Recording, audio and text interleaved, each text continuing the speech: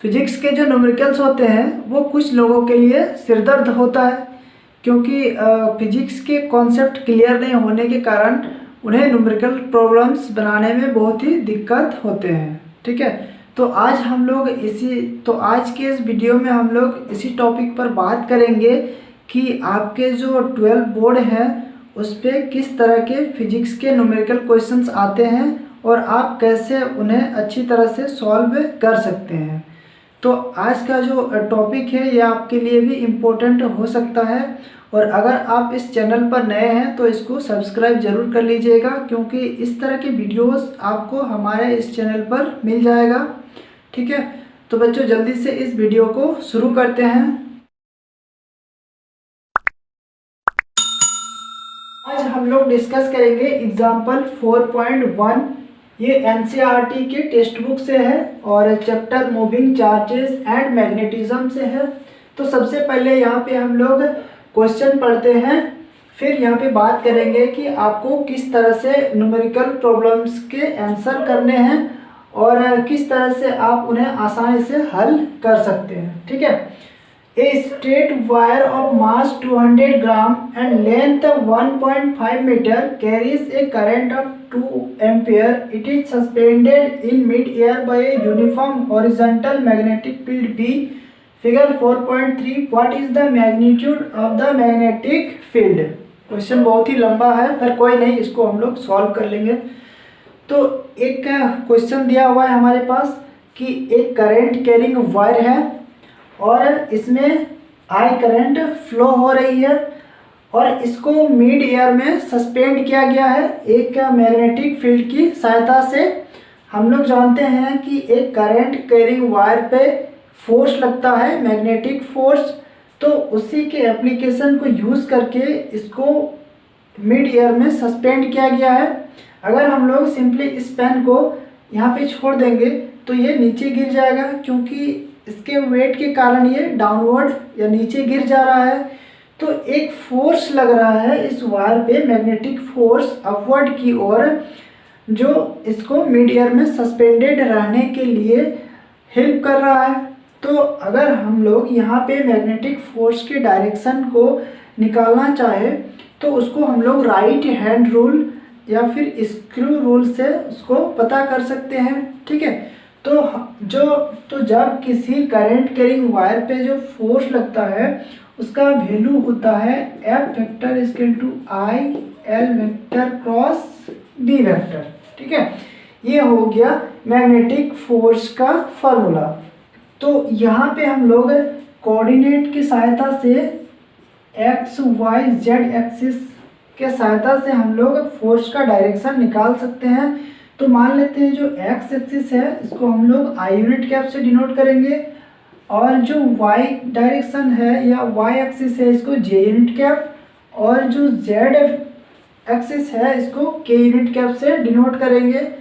तो unit vectors जो होते हैं वो किसी वेक्टर्स के डायरेक्शन को शो करते हैं। ठीक है, तो यहाँ से हम लोग आई तो एक स्केलर क्वांटिटी है, तो अगर आप कहेंगे कि सर L भी तो स्केलर क्वांटिटी ही है, लेकिन यहाँ पे अगर आप लोग ध्यान से देखेंगे तो आप लोग को यहाँ पता चलेगा कि ये जो लंबाई है या लेंथ है ये न सिर्फ वायर की लंबाई बता रही है बल्कि करंट के डायरेक्शन को भी शो कर रही है।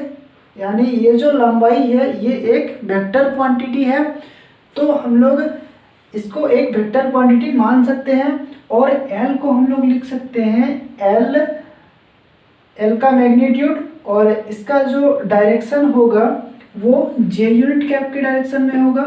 ठीक है, और B वेक्टर जो है इसमें हम लोग लिख सकते हैं B का मैग्नीट्यूड, और B वेक्टर जो है ये इस प्लेन के इनवर्ड की ओर है। यानी यहाँ पे आप लोग देख सकते हैं क्रॉस का साइन। ठीक है, तो ये प्लेन के इनवर्ड की ओर है। अगर यहाँ से आप लोग समझना चाहे मान लेते हैं कि ये प्लेन हो गया। ठीक है, ये जो प्लेन नज़र आ रहा है इस प्लेन पे वायर को रखा गया है, या फिर इस प्लेन में वायर है और इस डायरेक्शन में करंट फ्लो हो रही है, और ये जो B का डायरेक्शन है वो इस प्लेन के इस दिशा में इनवर्ड की ओर जा रहा है। ठीक है, इसको हम लोग इस तरह से भी समझ सकते हैं इस तरह से आप लोग यहाँ पे देख सकते हैं कि ये जो मैग्नेटिक फील्ड है वो इस दिशा में जा रहा है, और ये हो गया करंट कैरिंग वायर का डायरेक्शन। तो अगर हम लोग यहाँ पे राइट हैंड स्क्रू रूल या फिर राइट हैंड थंब रूल का यूज़ करें, जैसे ये हो गया करंट का डायरेक्शन, और अगर हम लोग अपने फिंगर्स को बी वेक्टर के डायरेक्शन में कर्ल करेंगे तो ये जो थंब होगा ये मैग्नेटिक फोर्स का डायरेक्शन देगा। ठीक है, तो ये जो पेन है ये हो गया मैग्नेटिक फोर्स का डायरेक्शन।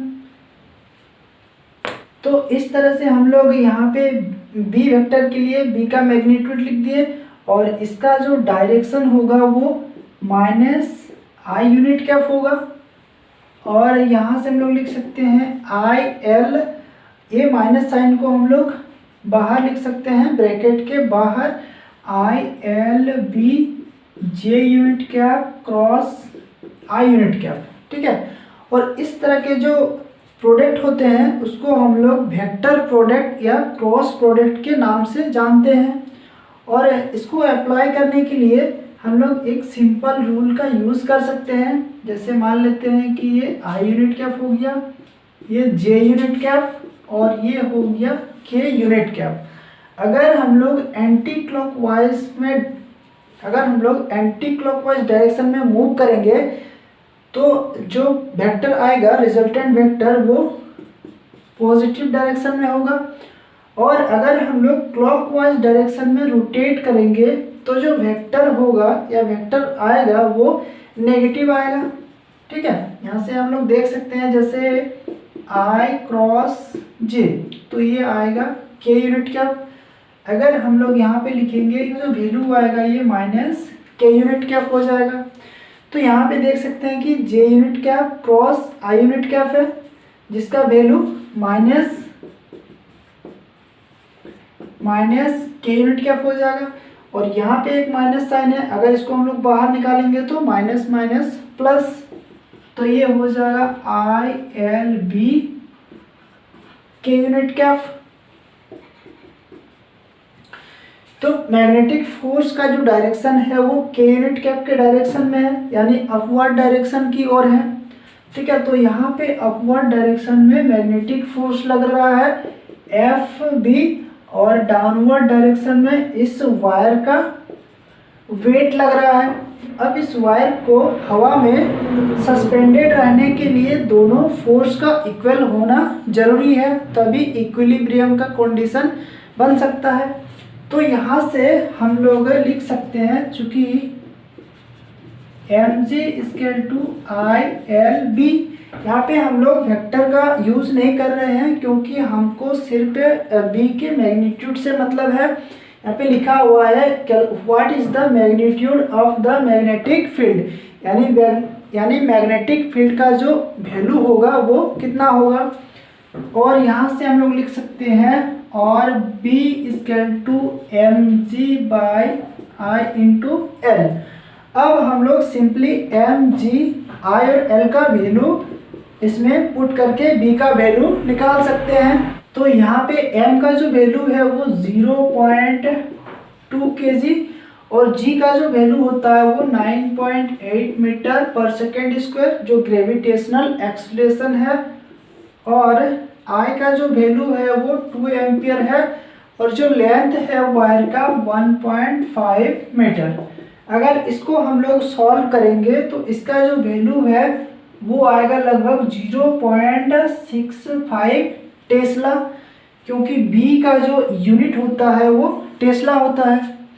तो इस तरह से आप लोग क्वेश्चन में अगर कोई क्वेश्चन मान लेते हैं कि बहुत ही घुमावदार आ गया और आपको सिर्फ इतना पता है कि उसमें क्या निकालना है, तो सबसे पहले आप यहाँ पे लिखिए गिवन, या फिर क्या क्या क्वेश्चन में दिया हुआ है, क्या क्या वैल्यूज दिया हुआ है। जैसे यहाँ पे 20 ग्राम मास दिया हुआ है, करंट दिया हुआ है 2 एम्पियर, लेंथ दिया हुआ है वायर का 1.5 मीटर। तो गिवन में हम लोग यहाँ पे लिख लिए, और उसके बाद अगर हमको फार्मूला पता है, जैसे फोर्स का फार्मूला पता था, तो फार्मूले की सहायता से हम लोग अननोन वैल्यू को निकाल सकते हैं। तो यहाँ पे एक इम्पोर्टेंट चीज़ हो गया कि आपको फार्मूला याद होना चाहिए।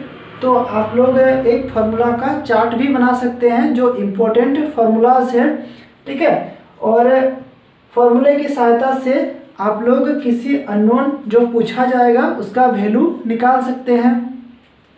और इतना करने की आपको ज़रूरत नहीं है, ये मैंने आपको समझाने के लिए बताया है कि किस तरह से हम लोग फोर्स का डायरेक्शन निकाल सकते हैं। तो बच्चों आई होप कि ये वीडियो आपको बहुत ही इजीली समझ में आ गया होगा। तो बच्चों आज के लिए बस इतना ही, हम लोग मिलते हैं नेक्स्ट वीडियो में, तब तक के लिए गुड बाय और थैंक यू।